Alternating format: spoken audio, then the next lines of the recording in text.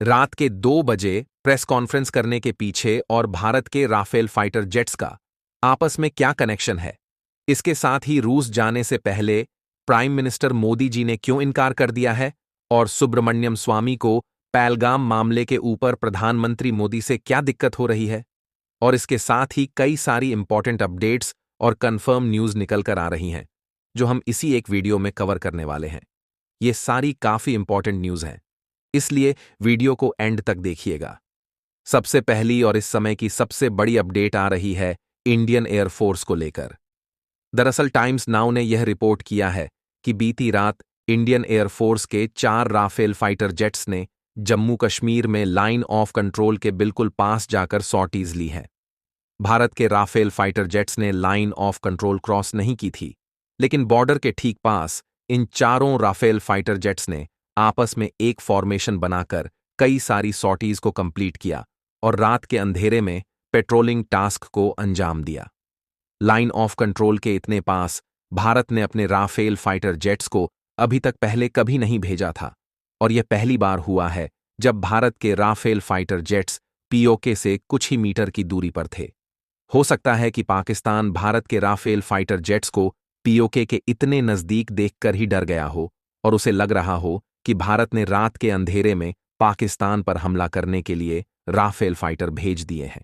इसलिए रात के 2 बजे पाकिस्तान की सूचना एवं प्रसारण मंत्री ने एक प्रेस कॉन्फ्रेंस बुलाई थी। मगर 1 घंटे के बाद जब यह प्रेस कॉन्फ्रेंस हुई तो उसमें कुछ खास नहीं निकला। पाकिस्तान ने वही पुरानी बात दोहराई और कहा कि भारत 24 से 36 घंटों के अंदर पाकिस्तान पर बड़ा हमला कर सकता है। जिस समय भारत ने पाकिस्तान के ऊपर बालाकोट एयर स्ट्राइक की थी, उस समय इंडियन एयरफोर्स के पास काफी सारी कमियां थीं। लेकिन आज इंडियन एयरफोर्स के पास राफेल फाइटर जेट्स हैं। हमने अपने SU-30 MKI को भी अपग्रेड कर दिया है और इसके साथ ही MiG-29 और अपग्रेडेड मिराज 2000 फाइटर जेट्स भी भारत की फ्लीट में पहले से शामिल हैं। इसके अलावा इंडियन एयरफोर्स की फ्लीट में तेजस फाइटर जेट्स भी नए ऐड हुए हैं। इसलिए इंडियन एयरफोर्स साल 2019 के मुकाबले इस समय कहीं ज्यादा स्ट्रांग पोजीशन में है और इसी वजह से पाकिस्तान सामने से कांप रहा है। अब जो पीओके के पास राफेल फाइटर जेट्स भेजने की खबर सामने आ रही है, यह स्टोरी टाइम्स नाउ ने रिवील की है और यह इंफॉर्मेशन पब्लिक डोमेन में पहले से ही कई न्यूज चैनलों और वेबसाइट्स पर पब्लिश हो चुकी है। तभी मैंने आपके साथ यह न्यूज शेयर की है। पब्लिक न्यूज चैनलों पर जो न्यूज आती है वही मैं आपके साथ शेयर करता हूं। और बिलीव मी, मैं जम्मू से रिपोर्टिंग कर रहा हूं। कश्मीर के लोग तो आज भारत को सपोर्ट करने का दावा कर रहे हैं। हम जम्मू के लोग शुरू से ही भारत के तिरंगे झंडे के लिए जान देने के लिए रेडी होते हैं। इसलिए ऐसी कोई भी इंफॉर्मेशन मैं आपके साथ कभी शेयर नहीं करूंगा जिससे भारत की सेना को नुकसान हो। इसलिए यह कमेंट ना करें कि हमारी रिपोर्टिंग से देश की सेना को नुकसान होगा और यह राष्ट्रीय हित के खिलाफ है। अब अगली अपडेट भारत और रूस को लेकर आ रही है और यह भी एक काफी इंपॉर्टेंट डेवलपमेंट है। आपको याद होगा कि रूस ने भारत के प्रधानमंत्री मोदी जी को विक्ट्री डे परेड के लिए इनवाइट किया था, जो कि कुछ ही दिनों बाद 9 मई को मॉस्को में होने वाली है। पिछले महीने जब यह इनविटेशन रूस की गवर्नमेंट की तरफ से भारत को दिया गया था, उस समय भारत सरकार ने इस इनविटेशन को न तो एक्सेप्ट किया था और न ही रिजेक्ट। लेकिन अब पहलगाम हमले के बाद भारत और पाकिस्तान के बीच जो स्थिति उत्पन्न हुई है, उसके चलते भारत सरकार ने रूसी गवर्नमेंट को यह सूचित किया है कि प्रधानमंत्री मोदी जी रूस में होने वाली इस विक्ट्री डे परेड में हिस्सा नहीं ले पाएंगे। इसकी पुष्टि रूसी राष्ट्रपति कार्यालय के प्रेस सेक्रेटरी ने कुछ ही घंटे पहले की है। इस बार विक्ट्री डे की 80वीं वर्षगांठ है, जिसके लिए रूस ने एक्स्ट्रा ऑर्डिनरी तैयारियां की हैं। आपकी जानकारी के लिए बता दें कि सोवियत यूनियन ने वर्ल्ड वॉर में जर्मनी की नाजी फोर्सेस को हराया था। उसी जीत को सेलिब्रेट करते हुए रूस हर साल यह विक्ट्री डे परेड आयोजित करता है। यह रूस के लिए एक सिंबॉलिक इवेंट होता है, जिसमें वह जर्मनी के ऊपर अपनी मिलिट्री पावर और हिस्टोरिकल लेगेसी को हाईलाइट करता है। रूस ने इस साल के इवेंट में भारत के प्रधानमंत्री मोदी जी के साथ साथ चीन के राष्ट्रपति शी जिनपिंग, फिलिस्तीन के राष्ट्रपति महमूद अब्बास और स्लोवाकिया के प्रधानमंत्री रॉबर्ट फीको को भी इनवाइट किया था। अब बाकी लीडर्स तो वहां पर मौजूद रहेंगे, लेकिन प्रधानमंत्री मोदी इस बार इस समारोह को स्किप कर रहे हैं। इसके साथ ही पहलगाम हमले को लेकर रूस की एक स्टेटमेंट भी सामने आई है। दरअसल रूस के विदेश मंत्रालय की तरफ से एक स्टेटमेंट सामने आई है, जिसमें रूस ने भारत और पाकिस्तान दोनों देशों से आग्रह किया है कि दोनों देश आपस में शांति बनाए रखें और अपने मतभेदों को शांतिपूर्ण तरीके से सुलझाने के लिए कंस्ट्रक्टिव डायलॉग में शामिल हों, यानी कि बातचीत करके अपने मसले सुलझाएं। अब हम इस स्टेटमेंट के लिए रूस से शिकायत भी नहीं कर सकते हैं, क्योंकि आपको याद होगा जब रूस ने यूक्रेन पर हमला किया था, उस समय भारत के प्रधानमंत्री मोदी जी ने भी रूसी राष्ट्रपति व्लादिमीर पुतिन को सलाह देते हुए कहा था कि यह दौर युद्ध का नहीं है, इसलिए डायलॉग का रास्ता अपनाया जाए और टेबल पर बैठकर बात की जाए। और प्रधानमंत्री मोदी की वो स्टेटमेंट आज भी पूरी दुनिया में कोट की जाती है। बाकी जो रूस ने 1971 के युद्ध में भारत को समर्थन दिया था, वो हम कैसे भूल सकते हैं। इसके बाद अगली अपडेट आ रही है पाकिस्तानी नागरिकों को लेकर, और आज भारत सरकार की डेडलाइन का आखिरी दिन है। आज रात 12 बजे से पहले सभी पाकिस्तानी नागरिकों को भारत की सीमा छोड़कर बाहर जाने के लिए कह दिया गया है, वरना कल से पाकिस्तानी पासपोर्ट होल्डर्स को भारत में अरेस्ट करके जेल में डालना शुरू कर दिया जाएगा। अब ये देखना काफी इंटरेस्टिंग होगा कि भारत का गृह मंत्रालय और अमित शाह इस डेडलाइन को फिर से एक्सटेंड करते हैं या फिर कल से पुलिस कार्रवाई शुरू हो जाएगी, क्योंकि कई पाकिस्तानी नागरिक ऐसे भी हैं जो कह रहे हैं कि हमें बेशक यहीं मार दो, लेकिन हम वापस पाकिस्तान नहीं जाएंगे और हम अरेस्ट होने के लिए भी रेडी हैं।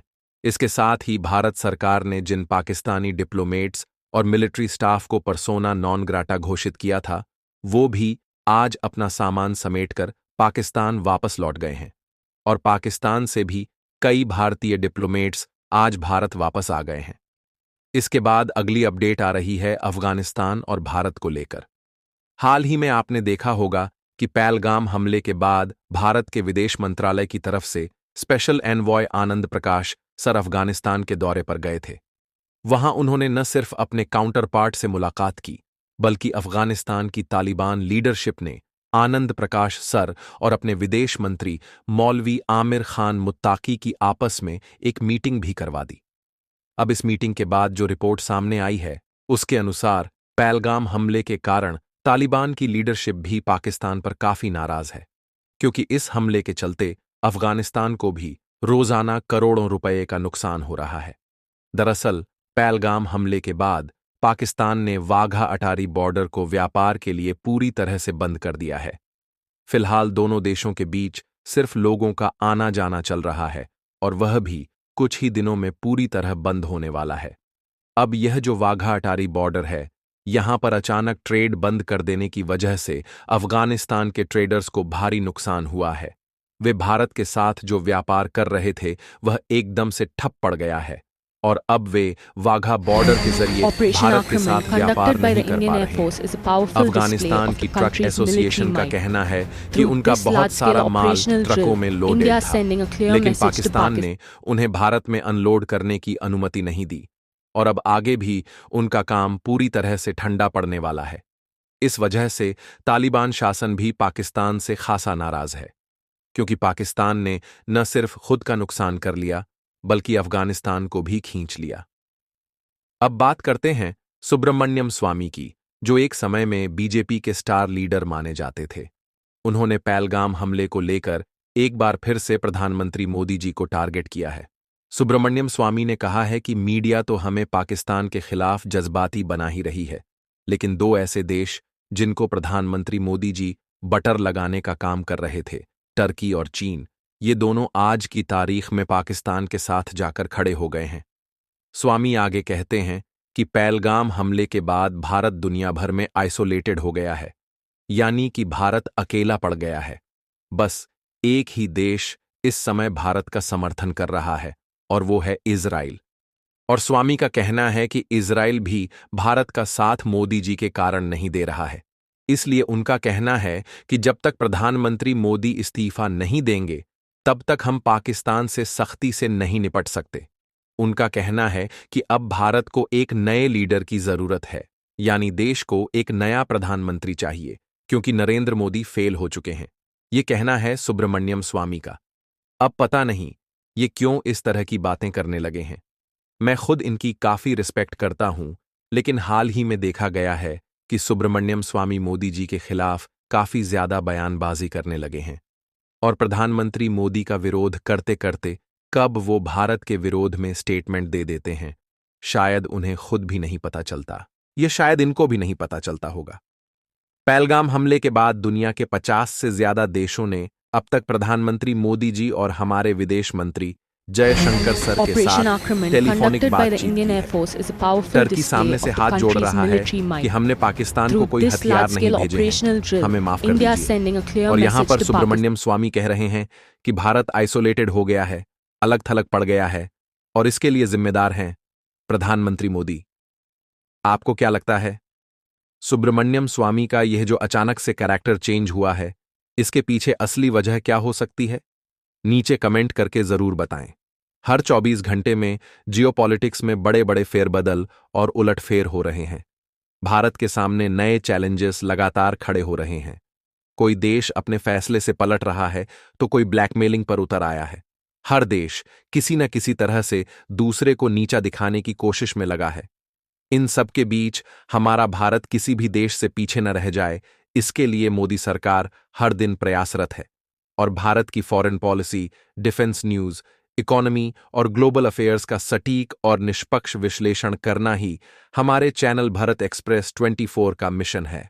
और यह मिशन आपके सपोर्ट के बिना अधूरा है। इंडियन अफेयर्स हिंदी पर हम हर खबर को फैक्ट्स और डाटा के साथ एकदम सरल भाषा में पेश करते हैं, बिना किसी एजेंडा के। अगर आप चाहते हैं कि ऐसा सही और ऑथेंटिक एनालिसिस आपको लगातार मिलता रहे, तो इस वीडियो को लाइक करें और हमारे चैनल भारत एक्सप्रेस 24 को सब्सक्राइब करके बेल नोटिफिकेशन जरूर ऑन कर लें।